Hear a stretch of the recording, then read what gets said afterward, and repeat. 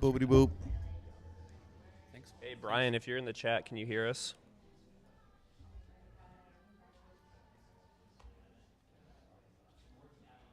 Or anybody that's in the YouTube chat, can you hear us?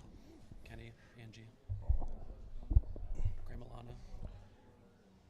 Shit, I can't see if I'm in the shot or not. I think I'm in the shot. Scoot closer towards me. Closer. Boop.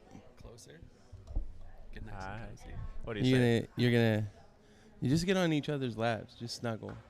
Be snuggly. Snuggle. Like, why don't we have, you should get a twin quilt, you know? Twin quilt. No, And comfy light quilt. equipment one. There's one bed in the back. All right, It's sweet. orange. You can hear It's us. very warm. You got a yeah on that? So, Yeah. Huh? You got a yeah on that from somebody? Yeah, from Brian. Sweet. you are just in the chat. Let's hit it.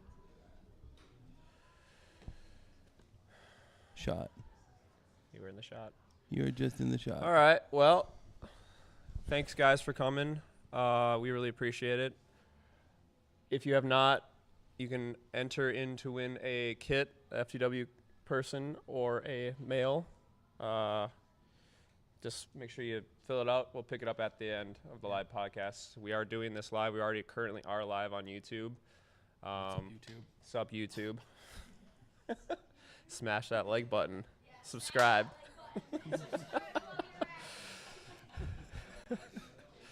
I need you over here, Jackson.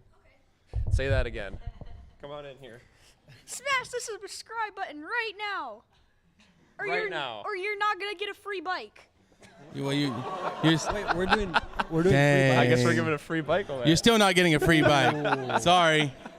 I'll reel that one back in. Where do I sign up for that? Jeez. I don't know. But anyways, thanks y'all for showing up. This is super important. I think we can shed light on an event that can change lives, but we can also talk a little bit in conversation today about what it's like out there and what happens to you when you come back into society after a big effort. So we're going to touch a little bit on that, and we'll have some like funny stuff like mustard pickles, you know. But we can't thank y'all enough. And part of this for sure, you know, having y'all around. We do have the kits that you can purchase where a portion of that goes directly to the Get Here grant. We also have prints available, and then we have a direct link to the Get Here grant. So the goal with all of it is really to send someone to Mid-South because we know what it can do for your soul. And I think that's pretty important, especially these days. So we'll kind of hop right into it. You're going to do an intro for the pod. Yep. So, Well, hello and welcome to the 9th episode of the Angry Guppy podcast, a live podcast from Angry Catfish. Yeah. I'm here with my co-host, Nick, What's up, YouTube? dang. and we have Jared, Hello. who took all these phenomenal shots Yeah. that we were surrounded by. This project was a lot of fun for all three of us. Absolutely. And Yeah. I think we, like as Jared said, we want to show people what Mid-South is and the experiences that everyone kind of gets from it and how touching it is to everyone and everyone's different experience that they have. But For sure. yeah, Cool. So let's hop into one of the deeper parts of the chat, right? So going out and riding your bike and putting a lot of effort in,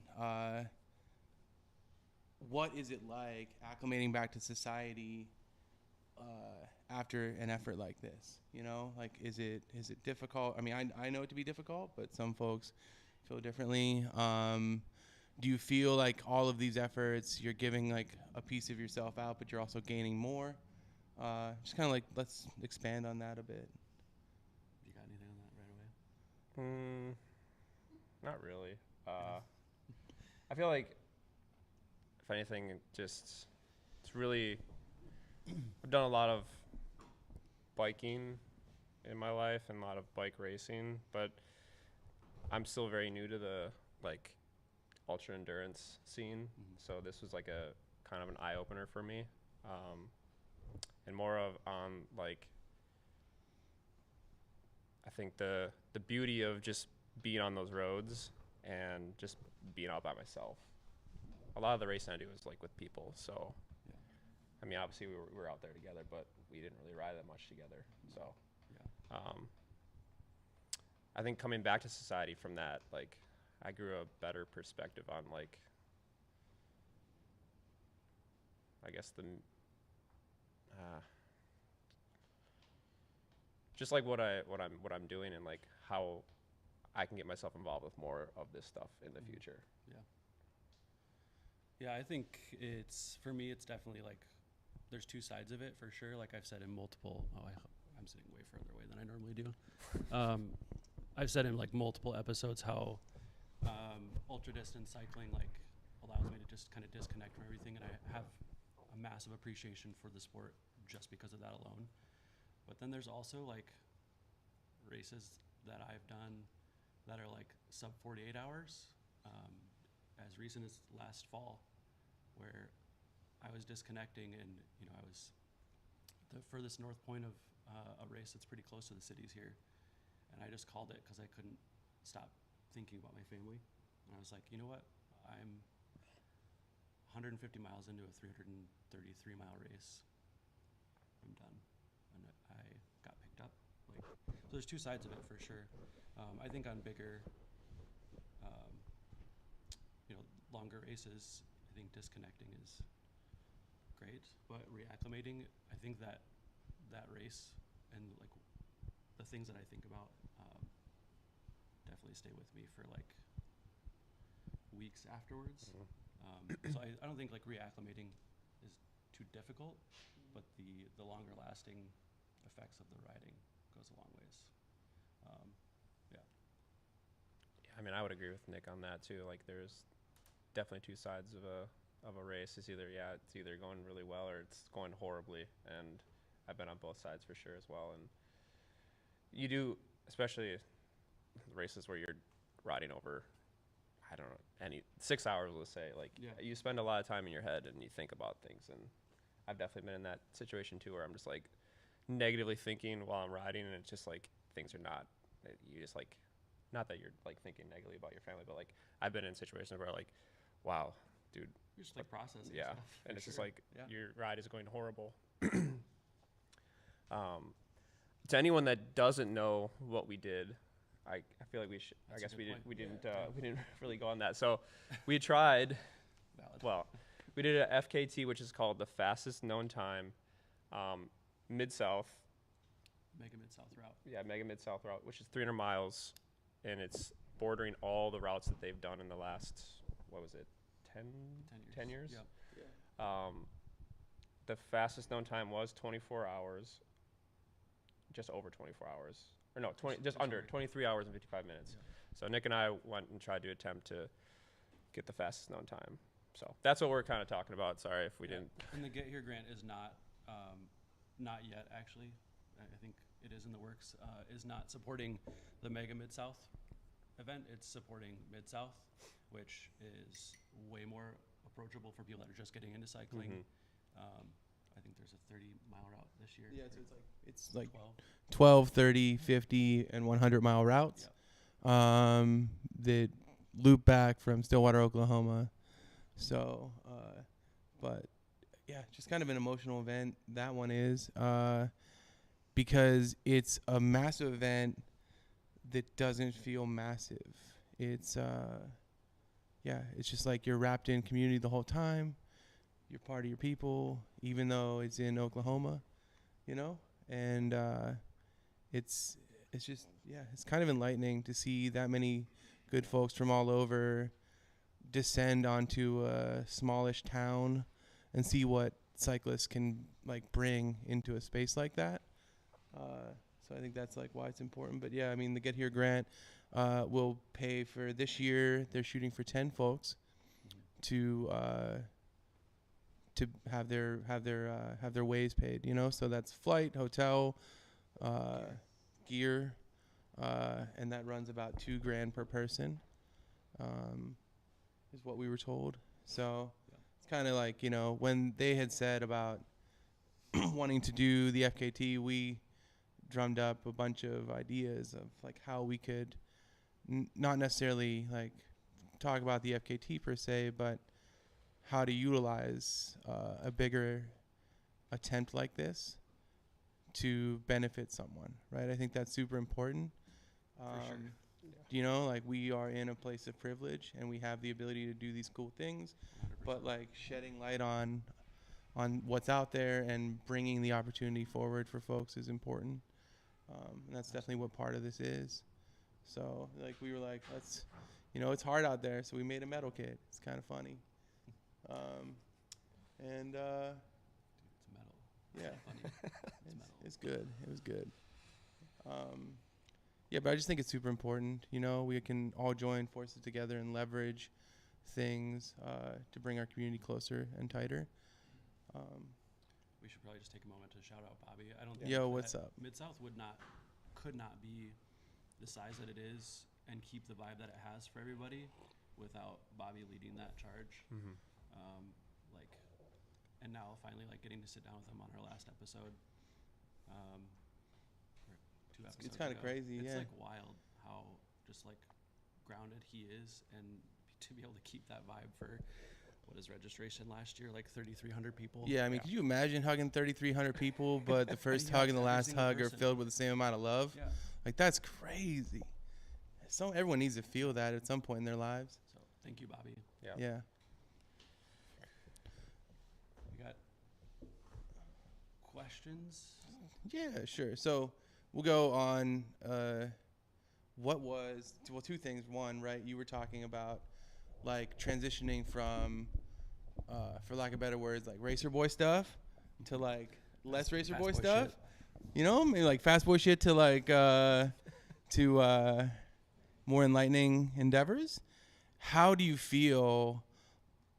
I mean, like, realistically, this was, like, your first big ultra in that kind of space. Do you feel like your mindset's changing? Do you feel like you're softening to that? Do you feel like it's not that you're in competition with others, you're more like, and not in competition with yourself, it's just a matter of growing? Do you feel like that's something that you were kind of getting from this experience? Oh, absolutely, yeah. I mean, like I said, I was really new to it, and I didn't know what I was doing, to be honest.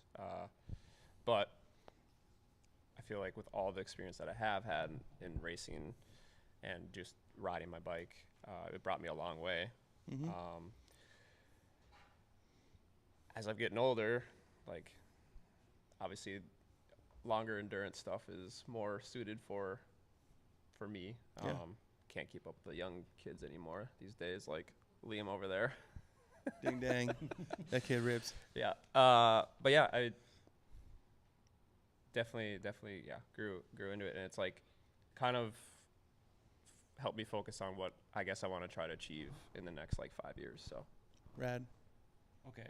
Okay. So Josh, Yeah, big I'm going zaddy to tell kid. a story. Josh was so nervous about doing this event, like for the distance and the resupply. And the entire time, I don't even think I've actually said this out loud to you. I'm like, dude, you fucking climbed Mount Everest. Like, what are you doing? Like, you've got this. Yeah, that's Like, crazy. It is 2 different sports, but at the end of the day, like, you're a beast. And I'm so excited to see what you do in the future, for sure. thank you, I appreciate that. Everesting zaddy. Like, you're nuts. I did not actually climb Mount Everest. I climbed, I rode my bike to Mount Everest a couple of times, but Still, I didn't climb Mount Everest. okay. Yeah, sorry, climbing on a bike. Yeah. Yeah. Why you gotta downplay it like that? Dang. All right. So, funny one. Would you rather out there have mud or a headwind? Headwind all day. Headwind all day. Yeah. I mean, we didn't really. I mean, obviously my bike is very dirty. That's not muddy. That's not muddy though. No, that's not. That's no. not Mid-South mud. No. Well, it is Mid-South mud, but it's not. Like Yeah. that was just a couple like not mud bogs. Destroy your derailleur. Yeah. Not No. yet. Well, you can't, right? That's a T-type, so supposedly that won't break. Challenge accepted. Yeah. Dang. But No, headwinds all day. all right. I'm with you on that too. For sure. I've never experienced a muddy Mid-South. This year you are. Yeah. It's happening. If it doesn't happen, I quit. I'm done. I'm over it. How about you, Nick? Headwind. Oh, For okay. sure. Yeah. Without You didn't that. really like going through the mud bogs we did go through? Dude, it's just a different, like, you're going to push through regardless, but I'd much rather have the pain in the ass headwind for 300 miles than having to, like, stick a stick into between my tire and my chainstay to get mud cleared out. And, like, then be able to ride a mile and then have to do it again. Like, that's just miserable, but also the name of the game down there for sure. Straight up. Our pre-Midsouth, Mega Midsouth podcast, we went through questions, and someone said, what happens if it rains? And I said, I'm not doing it. Yeah. I'm not going to try to attempt riding 300 miles in mud. I It would have, I mean, mine was like, we're down there. We're going to do I'm just going to do it. Yeah. good for you, Nick. Over it. Dang, you can't quit before you even start. I mean, I just like think about what we did ride through, and it was very minimal. Yeah. But as you can see, the bike is pretty dirty. We had some photos of mine too that, like, I don't know. I hit the last 30 miles. I hit 2 storms that, like, Oh yeah. really slowed me down a lot. Yeah. And my bike was proper. Yeah, and y'all had two pretty, similar experiences to a certain point, right? So, like, you got smacked in the face with a bunch of weather at, like, 3 a.m. Yeah. And then you got smacked in the face by some dirt Mm-hmm. when you went over the bars. So, yeah, how did that, I know how you looked when I picked you up. How did he look? Yo, disheveled, to say the least. He was yammering. When you called me on the phone, and I was like, we're going to take this man to the hospital for sure. Because you were kind of slurring and saying some weird stuff. And, we just went to CVS instead because healthcare is unaffordable. But what do you think, in that moment, right, when you had pulled out, do you think, what was going through your head, right? Like, because you wrecked, you hopped back on the bike. You told me you, rang some folks, tried texting people. What was the final thing that was like, damn, I really just got to pull out of this thing? Well, I called Maggie, who was in the crowd. Hi, Maggie. And she also can attest to me calling her and making no sense. Yeah. I think I definitely hit my head pretty good. But I had talked to my brother, who was also in the crowd. He does a bunch of ultra endurance events, and I look up to him for that. We just had a nice 5-10 minute chat at what was like 10 p.m. And I had already ridden another hour after I crashed, and I was riding with Nick, and things are going good. And I felt every bump, everything started to hurt. Do you remember calling me too? Yeah, I did. I accidentally called you. I meant to call Maggie. I was gonna say, like, you, when we were talking, I think I was only like maybe 2 or 3 minutes behind you, but I did not understand a word. And then I rolled up on you, and your entire bike and kit was just yard sale over the whole road. Yeah. And you're just like trying to get stuff together, but actually not doing anything. And then, finally, like, we took off. But yeah, that was. And then I remember when you finally were like, all right, I'm out. You're like, every bump, I just get dizzier and dizzier. Yeah. I was like, yeah, we should probably. Yeah. But yeah, I talked to Jake, and he's like, dude, it sucks, but you should probably just call it. You can go back and try it again another time. Yeah. So are you? Oh yeah, absolutely. Hell yeah.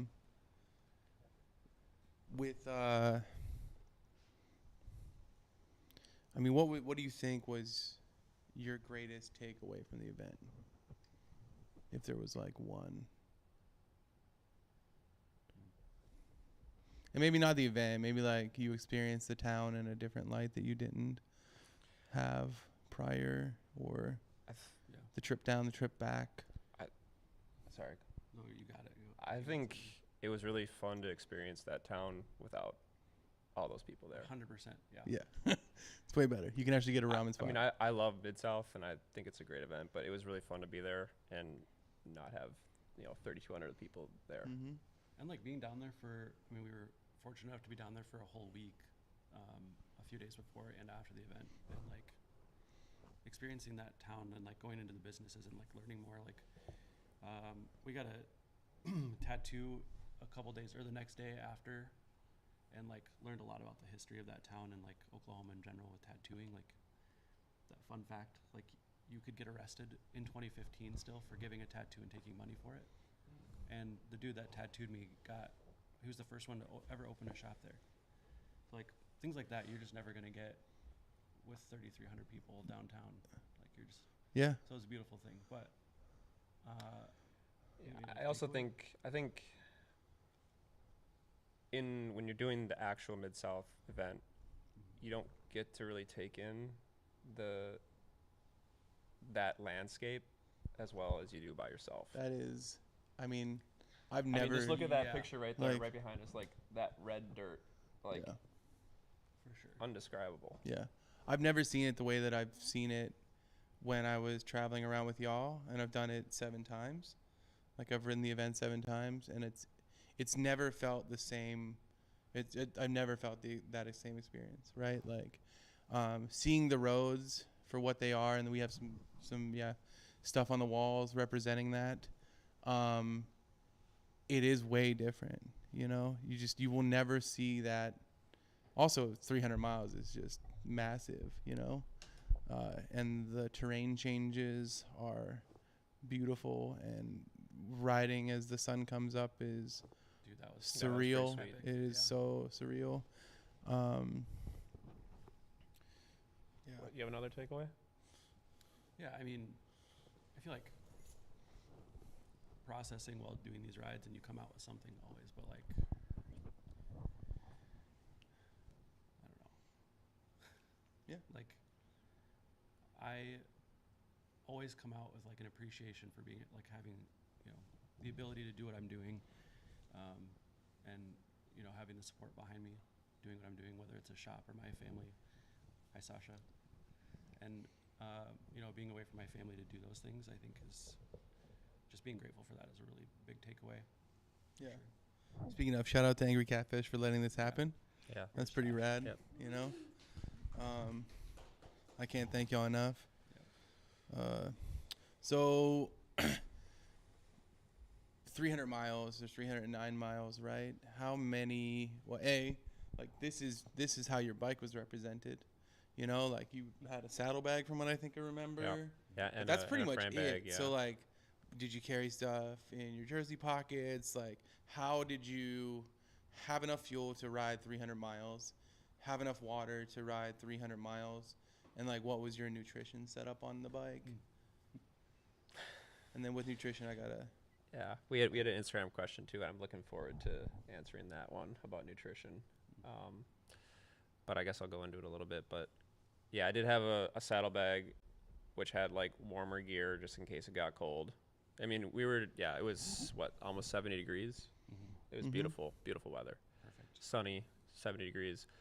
I did have a frame bag as well that had a bunch of food, but most of Nick and my like nutrition was high carb from scratch, which is basically like we make the bottles like 800 calories. No, A little over. yeah, just They a get little over thick? 800. It's like you were drinking it's goo? Disgusting. That's disgusting. Gross. That is so it gross. is. It works. It's so easy Dang. instead of like trying to chew a bar or I feel like y'all need to have a chugging contest right now with those bottles. Those things are still full of them. So Throw them away. Goes right into the garbage. Yeah. but yeah, Did you have nerds clusters? I did. Well, you can see there's nerd clusters in the top 2 bags still as well. Still So- on there? Yep. Along with coffee and donuts, y'all can take a nerd cluster before you go. Just don't drink what's in those bottles. Yeah, seriously, because you're going to get sick. Or die. Nerds clusters are my like go-to candy for anything endurance. So. Yeah. I straight up never tried them until you were like, yo, get on this, and now. And now they have so many different ones. There's like Yeah. Halloween, Christmas. The Christmas ones are the best. They're so good. I ate a whole bag last night. Dang. So, yeah, touch on nutrition, like, a wee bit. It's like, what was your approach to nutrition? I kind of did touch on that. Yeah. So with nutrition though, Did either of you like bonk at all during this? Like, did you cramp up? Not really. No, I you're actually thugs. Did you? Yeah. So then I got a question with that because like I know how I feel about mustard. Mustard or pickles? For cramping. Yeah. Hands down. Mustard. You don't Hands down. get out of my face. Mustard. You're not gonna see me on the side of the road just slamming a bunch of mustard. Ever. It little pack, little guy. No. Bang, done. I mean, man, I love that mustard. sounds It's the horrible. best. If I had pickle juice and mustard in front of me, I'm pickle juice 100% of the time. would I love agree with mustard that. so much. I would get a mustard tattoo. Or mix it In your drinks? just like pickle juice and mustard. Yeah, Let's that works try it. too. I'll do it right now if you Dude, want to do it. I might. Someone's got a gonna take us mustard up pack on in the that, and we're kitchen, I gonna think. just vomit on a YouTube live stream. That'd be terrible. Jeez. And then I guess like we touched on you like wrecking out, but this cat wants to know. Oh no, it's your mom. What were This cat. what were Josh's first thoughts as he lay there in the ditch, all around his yard sale? And did you have any thoughts? I remember, yeah, like, I don't know, I hit the ground so fast, and like, I was literally 15 feet away from my bike. I really have no idea how it happened, but I landed, and I was like laying up, looking up. There's a dog barking in the like, I don't know how far away, but I could hear it barking, and I just like remember laying there and being like, what the fuck just happened? And then I immediately called you by accident when I was trying to call Maggie. And then I just talked to Maggie. It was like, and then I just laid, after I got off the phone with Maggie, I laid there for another like 5-10 minutes waiting for you to get there. And finally I got up. But I remember also just being like in extreme pain. I hit my ribs pretty good, which was like the harsher part. But yeah, I don't know. I just like kind of laid there and just was like, what the why? Why did this have to happen now? Especially 60 in that miles area. ago, or like it was, no, 80 miles ago, and then I rode another 20. So, yeah. Yeah. Especially in that area, like Yeah. the flat. It was just like one little. Yeah. Yeah. Just pay attention to the road. Don't look down at your computer for a turn. You know, Feel the that. turn was important, but just staying upright was probably more important. Yeah. Do you think there's any equipment changes y'all would have rather have done, or the bikes were pretty much? I mean, I felt like I was pretty. I didn't really touch on my gear, but I thought I was pretty dialed for that weather condition. Mhm. And had we had any different weather, I would have probably chosen a completely different setup. Yeah. I feel like my bike choice is great. My nutrition choice is not, though. Yeah, I think we hit both the high failed. carb a little I think too we far. both failed on our nutrition. And I think that's Too much high carb. too much high carb and not enough actual food. Yeah. The hard part is like. Oh, the- go ahead. yeah, the saving grace for me, I think, was at 150 when I hit Perry and I had a Subway sandwich. Yeah. That Oh, was I so remember you were clutch. like, Yeah. you look like a different person. But yeah, Did anyone stop at Mark's Drugs when you went to Guthrie? You go to Mark's No. Drugs? No. You shoulda. It was good. I'm trying to take an FKT, dude. You're like, yeah. So speaking of stops, how many stops did y'all Oh, stop? okay. I'll take this first. Yeah, I- absolutely. With nutrition and my stops, I definitely I missed on multiple things just chasing this guy. So I stopped. What was that stop before Guthrie? 76 or no, No. 96. 96, yeah. And then I don't think I had another stop until I saw you in Perry, but I don't think I stopped. I didn't stop in Perry. I don't think I stopped again until I stopped twice. And we gambled too. And I was like chasing this dude, so I was like Oh, yeah. just slamming my high carb. I didn't stop it really at all. I mean, I was chasing that dude too, and then but in a gambling, car.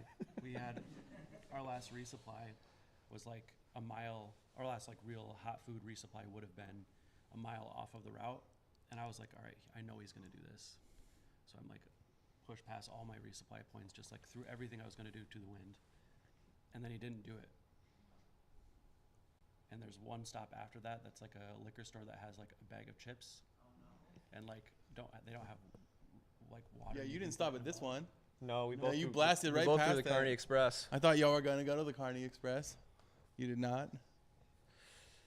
No, I funny. mean we both gambled at this one gas station for our last stop for basically had another 100 miles. But you had like a sub sandwich in your body. Well, And I I'm also like, I also he had a has to half. stop I had a half. I had another half in my frame bag too. I'm like, you have to stop. Like, I was like, he's gonna. I stop. needed water. And he didn't do that, and I knew that this last place was only gonna be like maybe food, maybe like a bag of chips and a gallon of water. And I get there, and he doesn't go. And what time was it? That liquor was. store. What time was that? Which one? The The last stop where you got. Joe's Texaco.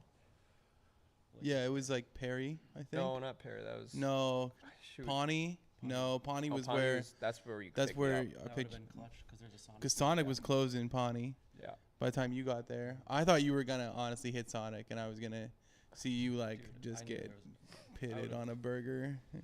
Whatever city it was. Anyway. It's a very small city, Yeah. and it literally has one gas station. It's on the map. Yeah. It's on the map. Oh, here. Speaking of maps, right? We talked on tattoos. Where's your tattoo at? It's not in a place you can show people. Just kidding. It is. Point on the map. Oh gosh. Oh my gosh. It's not on the map. Oh well, then never It's mind. not the town. It's not. Hey. Here, Anyways. I'll pull up. Nah, that J- doesn't matter. all joking aside, So this gas station, I pull up. He had missed the one resupply that I really needed and wanted. Okay, so the reason why I didn't do it though is like, it was literally what 7 p.m. and yeah, it on was a highway. dark, and there was no shoulder, and you had to ride north up a mile, and these cars are just zipping by, and I was like, fuck that, Yeah, man. it's like a 55 and people are going like 70. So I was like, Yeah. okay, I get why you didn't go. But then I knew you were going to stop at least at that next town. I wish I knew that town's name. But we met there. I roll up and I'm like, all right, he's there. Jared's there. Go in. They don't have any water. So I Wait, they didn't have roll out- water? I rolled out. Yeah, remember they had water bottles? Yeah, I I had rolled out with like 8 water Yeah. bottles. Yeah, you the, did. the picture will show up eventually at some They're point, just like maybe. dumping these which felt 8 horrible. ounce water bottles. Yeah. I felt awful. But, Yeah, yeah. that was a our great last- time though. I think that was my favorite part of the thing because Yeah. all three of us were just there Chilling. chilling and talking, and It was nice to see you there. yeah. Yeah, I mean there were But then- definitely like a lot of highs. I Yeah. think during it. Yeah. So Also, those owners were so Yeah. sweet. Mhm. yeah, they were friendly. Yeah. It's rad. Yeah. When I parked in the Under that wash awning. bay, they were like, "Is that your car?" I was like, "No, it's a friend." And they were not stoked on it, but they were like, "That guy's gonna get you." I was like, "Let him try." So yeah, I mean, we have a YouTube question.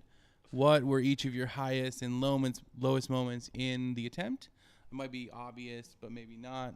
Kind of touched on, and maybe like Wrecking Out wasn't the lowest, right? Like maybe there was but if it was, you know, Yeah, I haven't really told many people this, but like mile, I think it was before Guthrie. yeah. I think it was like 4 hours in, and my front through axle came out, Whoa. or like it was like starting to come out. I mean, I don't know how that happened, but that was a pretty low point. But also a great- Chunder. Yeah, but it was Yeah, also it's great because I got to chundery. take off my leg warmers, so Okay, that's good. it was like a high and a low in there. Yeah, like no leg warmers. That was your Possibly highest broke a point? carbon No, fork. it was not my highest point. I think my highest point was getting that Subway sandwich. I just remember just sitting on the curb in the parking lot of Subway, just like shoving the sandwich in my mouth. Like, vegetables are going everywhere. Imagine not being a cyclist and not understanding what the hell you were doing. It's like, especially down there, like they don't see that very often. Like shoes completely full of red mud, like my white shoes full of red mud. Yeah, I'm sure every time I went into someplace with full of mud, I was like, oh man, I feel bad, but also this is hilarious if I was working there and saw this. Yeah. And Or be like, anybody what the pull up hell big is gas going or- on? Yeah. Yeah, and what do you think some of your highs were? Like both y'all. Well, we gotta hear Nick's low. Yeah, give me that low, baby. Dude, one of my lows was riding that like 20 miles that we rode together and just like sitting emotionally like wondering if I should even be supporting you riding. I was like, God, this is Wait, what? like when you after you crashed. Oh. I just felt really bad, and like I was in a weird spot. Well, I felt bad to hold you up. No, I was like, this guy's gonna. This is some Minnesota stuff here. Yeah. Yeah.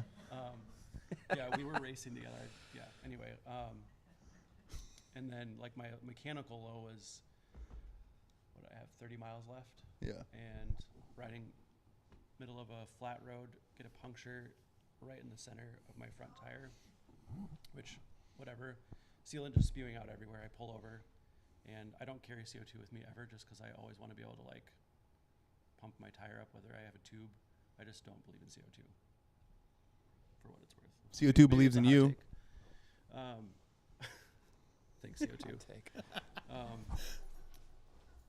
So, yeah, I pull over, try to like figure that out, and the bead slips off. And again, I don't carry CO2, so there's no way I'm getting the bead back on. So I'm like, all right, tube here on out. I've got 2 tubes with me, and I have some deeper rims. The first tube I pull out, it's a TPU tube. Valve's not long enough, so I'm like, oh, valve extender. Valve extender's not compatible with that valve on that tube. Get the second one going, and I don't know if anybody's like ever inflated a TPU tube, but you have to inflate, and then it finally like kind of overfills, and then you can really hammer on it. So it took me like 10 minutes to get to that point. I'm like, all right, feeling good. I think I had called you. Yeah, first. this was 2 a.m. I was still up, but in bed. Yeah. Cozy as a bug. He knew that it was storming there. Yeah. And it was headed my way, and I could see the first of 2 storms that I was going to run into. And I see it coming, and I'm just like kind of rushing to get this done. I'm like, I cannot be stuck out here, cold, in the rain, pumping this tire up. So I'm like gassed. I'm like ready to get back on. And like I go to take my pump off, and the valve on Tubolito, I had a Pirelli and a Tubolito. The Tubolito valve, because it was longer, snapped. All the air comes out. I'm like, all right, round 2, let's figure this other one out. So I did get the valve extender to work on the first one. Got that going. Again, my stuff was just yard sailed, and I did actually start getting rained on there on the second one. But I had sat long enough for the mud to get just like tacky enough to just make the last 30 miles a slog. So that actually the flat wasn't the lowest point, but just jumping on after that and like, all right, making my way through it. Now I'm going to sit and climb and do what I'm doing for 30 miles in sludge.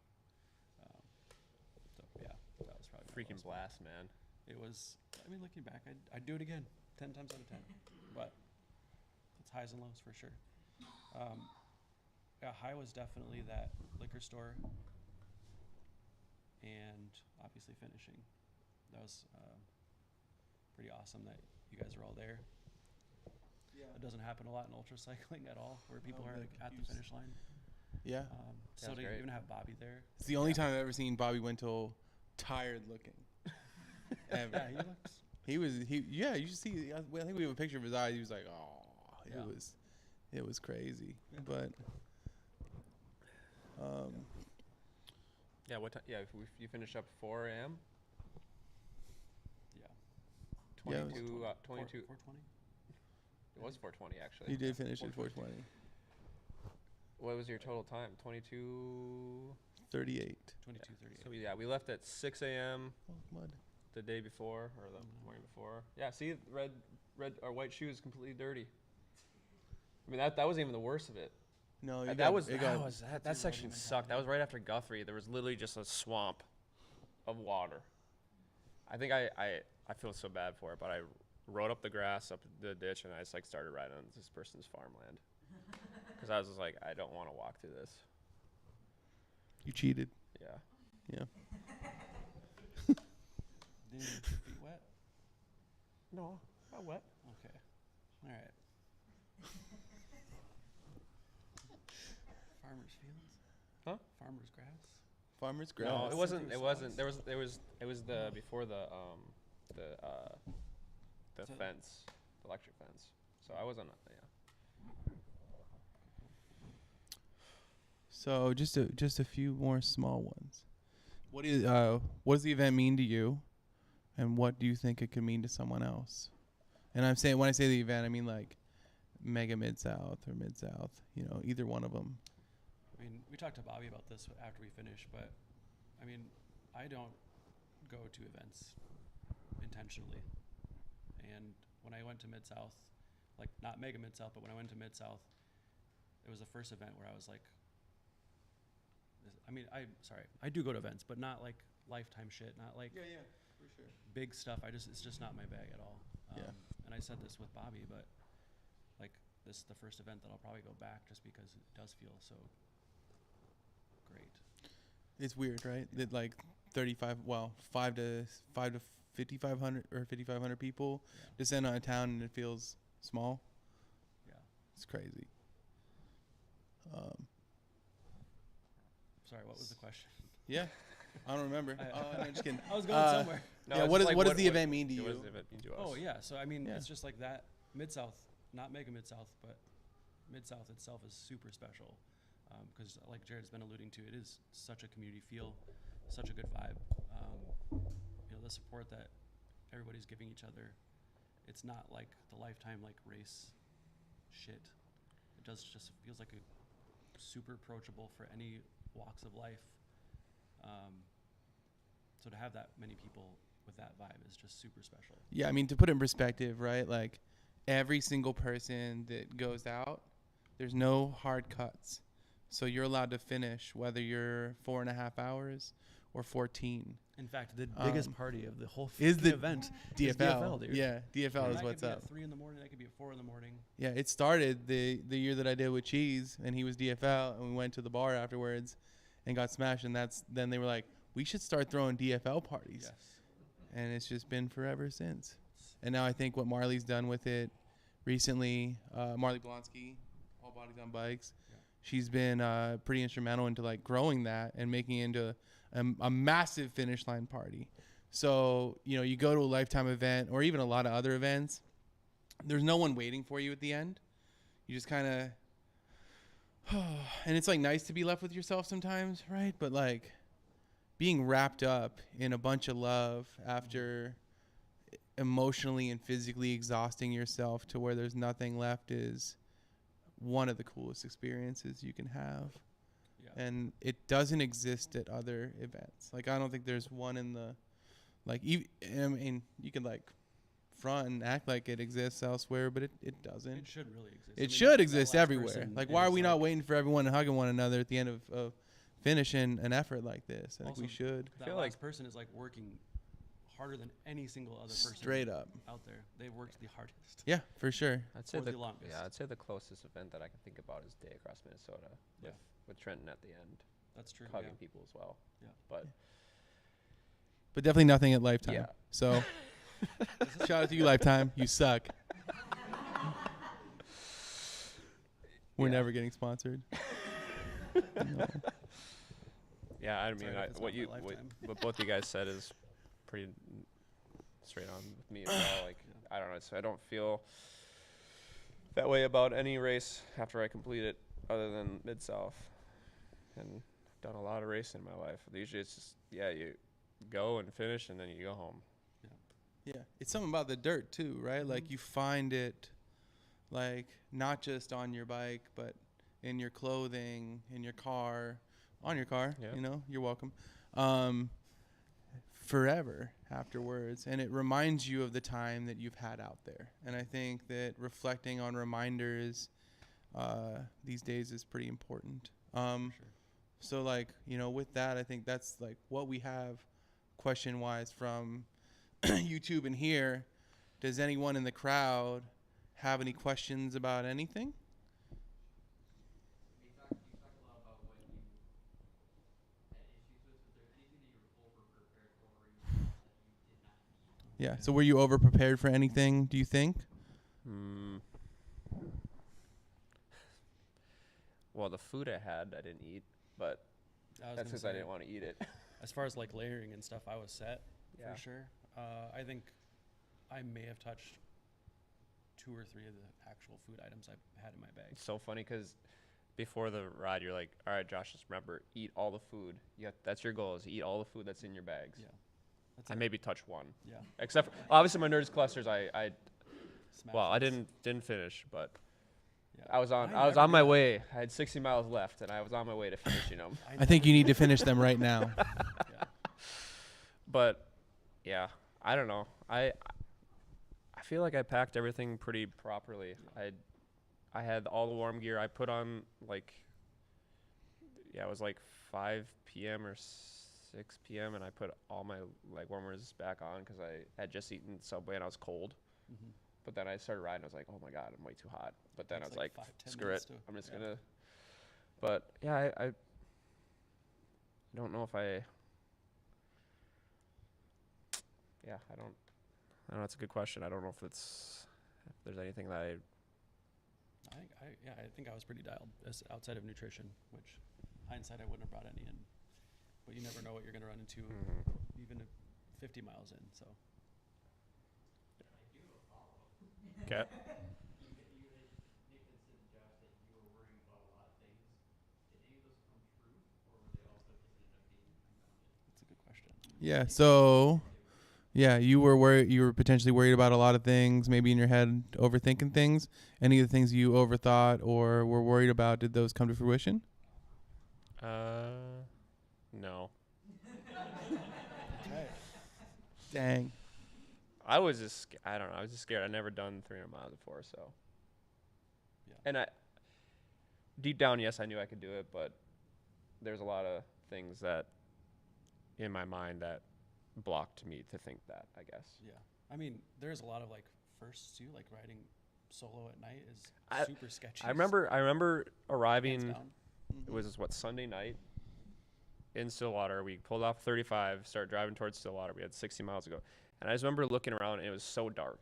And I was Yeah. like, that is scary. You need to ride solo in that. Yes, exactly. Yeah. But then when you're out there, I've done tons of riding through the night and it's not scary, but when you think about it, it's scary. Yeah. And I think Can be for that sure. just was a mental thing. Especially in like an altered state of like, not I mean, having enough yeah. nutrition or being super Well, cold. I or mean, exhausted. that's exactly that's the reason why I crashed 16 hours of riding with not properly eating. I just made a dumb mistake. So Right. I mean, you're not really alone. There's a bunch of dogs that want to say hello. true. That's very You true. know? We did have a lot of dogs running There was after so us. many dogs, Yeah. surprisingly. Sorry, Jake. I don't have any better answers for you, dude. What's that? Did you overthink anything? Oh. I don't know. Like I was probably like to my own detriment a little. I don't know. I try not to be like overconfident and I think I've mentioned this before in one of our episodes, but like you can be as prepared as possible and something go wrong and you don't have something you need or Oh, just look at what happened to Mentally. your flat. I mean, like yeah. that shouldn't be taking you an hour to fix, but it did. Like Right. it's just shit happens. 2138. Plus, also, you stayed 45 minutes at that gas station. Let's be honest. I kept saying, man, I was like, I set an alarm, 5 minutes. You were like, no, I want to snooze. After he left, I was like, Whew. dude, You were snoozing. I knew I made the mistake of I should have stopped. I should have went north and I think you took your shoes off. You dude, did take your shoes off. I take my shoes off at every Stay a stop. while. I do. Take your shoes I off. set my alarm. I take my shoes off just because it like allows you to reset. There was not like a ton that I was like super to answer the question. Sorry. Beforehand that I was like super concerned about that did come true. Again, I just try to be as prepared as possible for what I know is coming as far as like the weather, and then hope for the best. And I think the amount of races that I have done, like ultra races that I have done, have allowed me to do that. Just kind of keep that mindset. Yeah, it's funny to think. Sorry, it's funny to thinking about a 300-mile ride, and then like we're gonna be doing Midsouth in March. That's gonna be perspective of just being like, oh wow, 300 miles a lot, and then like coming back and doing 100 miles now is like, oh Yeah. it's only like 5-6 hours, maybe I guarantee 8. you, You though, know, I'll get like 30-40 miles into Mid-South and be like, God, I'm ready to be done. exactly, exactly. It's going to take me 14 hours this year. It's gonna be sick. I'll go with you. It'll be right by your side. Yeah, you come back around. You do it once. You want to circle. Yeah, you just. How'd you get Mega Midsouth? Why'd you say Midsouth 3 times? Just back to back. It's sick. You just want a bunch of hugs. Any other questions? Yeah, sorry, you had your hand up.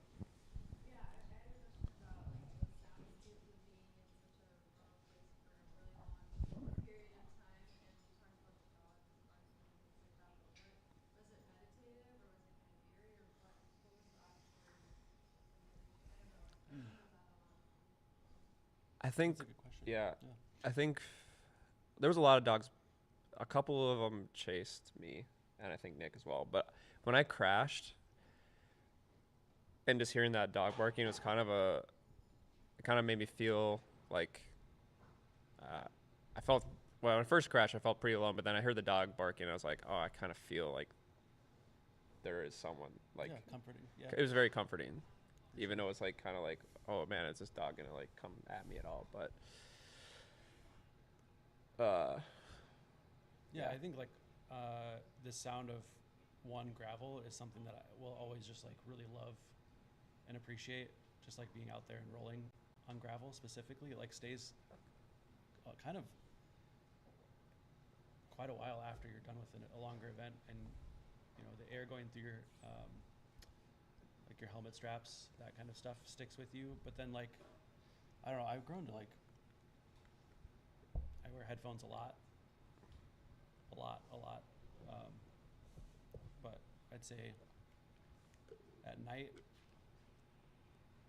I don't know, it's a weird piece to have, and it's just like the difference between light and dark. I don't know how to explain it really, but that The sounds are gravel and louder. the air, anything that's not gravel or the air flowing through is, I'm just like way more alert to it. So like if there's vehicles coming from behind, I can sense it from like way further away than I should be able to. Like kind of like Spidey senses a little bit. I mean, yeah. Did you like do you ride by any critters? Oh, in the ditch, just hyper aware, like instantly. Like Anything I heard was like, whoa, you know. Mm-hmm. It's almost like elevated too. Like it could be like a little, you know, something super tiny. And Do you see any your snakes? brain is like, Sorry, no, I thought about that. I didn't. I ran over a snake. It scared the hell out of me. What kind of snake was it? Is this a little gardener snake? Garter snake? Garter? Garter. I don't know snakes. I'm sorry. Garter. But I ran it over, and I literally like, I don't know how I moved my body, but I remember being like, whoa, you know. Dude. It scared me. That's a Yeah. good question. Just like I mean, for sure. being aware. I mean, the darkness wraps you late when you're out there, like, because it just takes forever for the sun to go down, and then it's almost like a switch changes, and yeah, no joke, you hear everything. Perceive it to be way louder. It does get super eerie, for sure. Well, especially when you start thinking about this is an eerie area. Oh it just yeah. like builds massively, and you just like there was a cemetery. You can on smell Ross, like things like when the air gets thick. yeah. The cemetery has I've passed. That's real creepy. Like middle of the It's night, such a, past like, the a weird thing, cemetery. Yeah. It just feels thicker, and it's almost like it has it drones out like all the other noise. I don't know about y'all. I mean, we talked about ADHD and like riding too, like what's happening in your head all day long, and then you're like actually in this place where it shuts off for a moment, like, and then you can concentrate on hearing things. Yeah. Like that's pretty neat. Oh. Oh, Troy's got a question. Big Zaddy. You guys race a lot in more conventional sense of someone's chasing you or you're chasing someone down. With FKT attempts, does that change the way you go into that from an approach and it keeps you hungry, motivated? Yeah, what are the differences between a traditional, like, rider race for y'all, you know, like a lapped day race, like lacrosse race, micro gravel, mountain bike race, and then like a bigger event? What's the differences between like that, the challenges that are presented? I mean, the obvious first thing is like the group riding mentality, and how to like benefit from riding with others, because it's completely different than riding solo. Yeah, I mean, Yeah. I think it's easier for me to gauge a solo effort than it is an actual race, because I'm able to just be like, all right, this is what I'm going to do. And once I start feeling like garbage, I can slow it down a little bit. And once I start feeling good, I can go. But when you're racing against other people, Yeah. you have no idea how those people are feeling. All of a sudden, there's like an attack you got to follow, and you just like, it just ends up becoming more draining than it is a solo attempt. So, or like a solo effort. Hopefully that answers your question, Troy. He said, yeah. He gave us a thumbs up. He got thumbs up. Not one, not only No. one, not two though. Dang. Two. There we go. We got two. Any other questions?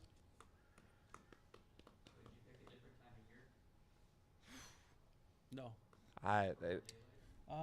Well, we That did. is one thing we We talked did about. talk about that, yeah, because Nick and I both want to go back and do it again. But it's just hard because It's 100 degrees. it's gonna be The hot. The trade-off is like less light or having more light, but it's way hotter down there. Yeah, because when they did it in September, they did a grand depart in September for this. It was 100 degrees, 101 degrees. and people were not having a great time apparently, according to Bobby. They pulled out most Yeah, of them. a lot of them pulled out. People pulled out. A lot of I people. mean, they did it in May and then they did it again. And I- then the folks that yeah. did it in May, like, legit called it. And they had Yeah. to redo all of their marketing. So, like, Oh, yeah, there was like that recon. redocumentation, another ride, everything, because it was just too dang hot in May Yeah. to even attempt to do it. So there's something. Put that in your back pocket for trying to go after this FKT attempt. And you had a question? Yeah, I would say if you got like somebody here or somebody that's watching it online, then maybe has only done 50 miles or Yeah. 100 miles, what would be your advice to them? They'd be like, oh, that sounds kind of interesting. I'd like to aspire to 200 or 300. I don't know how. Yeah, y'all got any hot? Can you repeat that question? Yeah, Maybe for like sure. mine. So, folks that have ridden like 20, 30, 50, 100 milers, any tips that you can give to someone that's aspiring to ride 300 miles or more? Hot tips. I You got 'em? Don't knock the 2-hour ride. Yeah. Jesse Lalonde. Yeah, that is a Jesse Lalonde. Don't knock the 2-hour ride. We talked about this in our last episode too, Yeah. with mental health, and just 10 miles is 10 miles, 20 Yeah. miles is 20 miles. Agreed. I think it's very easy for you to get discouraged if things aren't going great one day, but then all of a sudden the next day you can go do it. Dude, I get discouraged. I have a route. My shortest route to work is 10 miles. There's some days where I have my shit with me and I'm like, I should have taken the bus. Like, for real. It's so, 10 miles is 10 miles. 50 miles is 50 miles, regardless of how long you've been doing it. And I think from people that are just like trying to step it up to get into like the 200 miles or 300 miles or, you know, whatever. I think one, staying in the saddle, two, being around like-minded people that want to continue to do that, which is often hard to do for ultra cyclists because I like to ride alone. I'm not a huge fan of riding with a bunch of other people all the time. But find peace in riding alone too. Yeah, I mean, Yeah. someone told me a long time ago, you don't get any, it doesn't get any easier. You just get faster. You Yeah. know? I mean, yeah, to kind of close it out, I think it's, don't get discouraged. Yeah. Things are out of your control sometimes. And I think it's really important just to be consistent with your riding as much as you can. Yeah. And that'll go a long way. So, Got to get that base. yeah. Oh, Troy Boy, 5,000. Troy, got another one. Jared, this one's for you, but obviously, you know, what the challenges and things we're used to were pretty obvious. We're looking around at the photos you took. What were the challenges or, you know, highlights for you? Thanks. Yeah. So, what were the challenges as a photographer, and the highlights? So we do challenges. One, I didn't want to get Josh's element stuck. There was a couple sections where it was like super muddy, and I legit turned around, and I definitely missed like being able to shoot a couple photos that I think I'm looking back. Maybe they would have been good, maybe they wouldn't have been good, but they were sections that I had like picked. planning where you're going to shoot for 300 miles is insanity. I've been photo documenting rides and bike culture for over a decade now, and it is the craziest thing I decided to ever take on. Like shooting for 24 hours straight and trying to not miss something that could tell the story. That's for sure hard. Especially between two people that are that at are most like 3 to 5 miles apart Yeah, the it's entire like- day. Yeah, you're just like leapfrogging. So like I would try and get ahead of Josh when he was leading for almost the whole thing, and then kind of go back.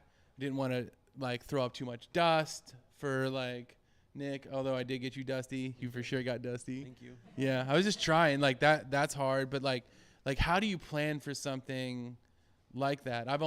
And to put in perspective, like I've never done the like course recon, planning, driving to locations. Like usually I have a driver when I'm doing something that, or I'm riding my bike and documenting it along the course.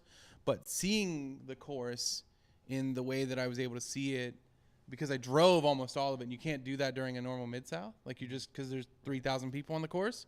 But I was able to like see different vignettes of the area, the landscape, sun up and sun down in ways that I've never ever experienced. So like for me, spending a lot of time documenting Mid-South over almost like the last 8 years, it was neat to see that stuff. I'd say highlights, I shot some of my favorite pictures that I've probably ever shot in my life. One of them is over there, the bigger one. That's Nick just riding through a tunnel of light as the sun comes up with an oil rig in the background. And it's like when I rolled up to that spot, which I would have never rolled up to that spot had I not documented the way that I did. I was just like, I had like kind of a holy shit moment. I was like, this is crazy. But also like, I think a highlight is because I was able to document the way that I was able to, I can share that with people that can see it from a different perspective. And like for me, it's all about getting people to be able to have that experience on the bike, because I think bikes can save lives, and riding longer distances for sure was one of the things that like brought me out of depression. I think that's important. So those are my highs. Great question. Yeah. Thanks, yo. It's Great answer. funny thinking about like the planning as It we were in district bikes at 5:30 a.m. looking over the route, all of us. Yeah. Like, I mean, for me, like I didn't really plan anything, which was probably stupid, but at the same time, I was like looking at the map, and Bobby's just like, look out for this, look out for that, and then the other grab, like, what's his name? Yeah, watch out for that hole, and it's like, dude, this is 300. There's a 300. It's a 300 How mile you course. gonna, yeah. They remember all the holes. The locals have that knowledge. Yeah. We're like They're a like- half hour from being out, and Yeah. my mind is just They're like, like, yeah. no, I'm not hearing any of this. Thank you so Exactly, much, but I like will never remember anything about Yeah. what I'm hearing. Right Yeah. now. No, it's funny. I just thought about that when you were talking about planning, Yeah. and I just remember being in the shop before we left and just being like, oh yeah, I don't remember any of that stuff that you guys were telling me. But thank you. Yeah. Watch out for that tree down on. Yeah, you're like, Down I'm sure I'll get there when I get there. Yeah. We'll figure it out. I've done a cross race. I got this. Yeah. Right. Yeah, anyone try bunny hop with these like aero bars, huh? No, the but I aero did bars? bunny hop a few times out there. I want to see you bunny hop Oh, in the dude. aero bars. Okay, I didn't do it in the aero bars, but I Yeah. did break my saddle on this Yeah, you did. That was cool. bunny hopping a massive hole in the road. Well, it's better and than then not making better it. than not making it. Yeah, do we have any other questions? I think we're gonna try to wrap up here. But we want to answer any questions that anybody has. Besides Mid-South or Mega Midsouth, what's on the horizon for each of you? I want to hear what you got first. The question was, all three of us. Sorry, go ahead. Yeah. Oh, yeah. So, other than Mid-South and Mega Mid-South, are you have any other plans for like bigger events through the next year? I think we all do, which Yeah. is sick. I think we Hit- all hit I it. think we all have the same. Oh, we same- do. We're doing the same event. same samplers. Oh, yeah. First. Sample pack. Well, the first event we're all gonna do is Midsouth. Yeah, I can't miss it. That's It's just mid-March. like But I think we're all looking at doing, for me, I won't even give it away, but I'm maybe going to be doing Doom or Despair. I haven't decided yet, which is either Despair is 200 miles down in Mhm. Arkansas, Yep. or Doom, which is 400. yeah, I haven't decided which one I want to which do is yet. but, crazy. What else you got in 2025?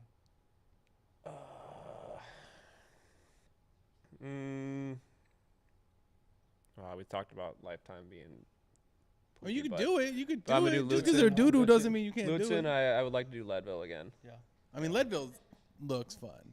Mhm. Like honestly, But yeah, 24-hour solo mountain bike race in end of July, and then just a lot of mountain biking. Sweet. Yep. You got Doom? yeah. So I'm gonna do Mid-South, obviously. Can't not. And then I'm gonna try and do Despair, which would be like my largest single day, like just like kind of one, maybe just take some sort of inflatable or not, kind of thing. Pack as light as I can. I mean, I've done like a 360 mile, like 3-day back-to-back thing, which was my biggest whatever.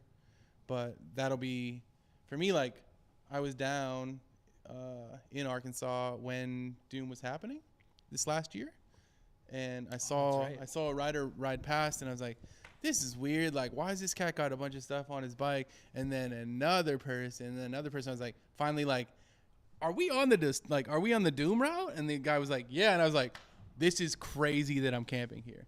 And then I drove a bunch of the roads afterwards, and the roads there are so gorgeous and burly, and I love feeling like shit on a bike. I love like completely being gutted. Like it really is. It's awesome.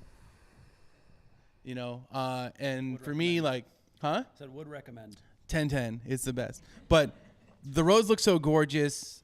I know what it means for me, which is I will be out there in darkness, and darkness, like ripping yourself Hella apart, dogs. hella dogs. Like those are things I like putting myself into and seeing if I can make it through, and relying on myself, because I always feel like those moments are important for like personal growth, and some of my best personal growth has been on a bike or in Minnesota. So, but that's not a bike in Minnesota. So I maybe do Haywood too. Yeah. Haywood looks sick. Like I was shooting that this last May, and you know they have a. I won't do the 390, but I'll probably just do the 100. Just do the 100.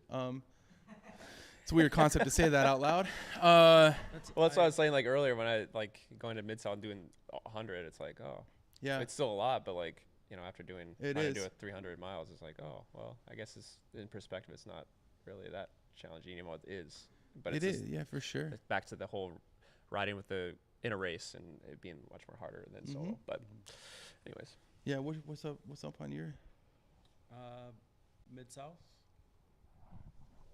Doom. Not doing Iowa and Rock this year, but I've never done Haywood, and I've never actually been to the event at all.